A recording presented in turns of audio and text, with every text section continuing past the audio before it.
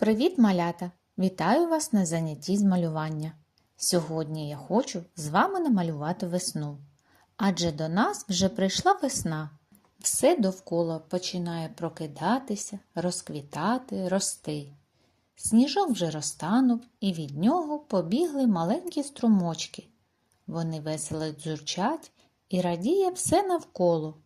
Тому пропоную вам намалювати разом зі мною картину «Весна».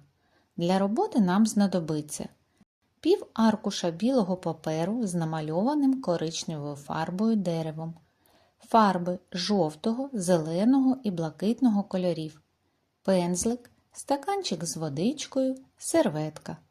Перед початком роботи розімнемо пальчики. Сяє сонечко привітне, квітка з пуп'янка розквітне, на дворі квіточка росте, красу на землю принесе. Давайте, дітки, повторимо ще раз. Сяє сонечко привітне, квітка з пуп'янка розквітне, на дворі квіточка росте, красу на землю принесе.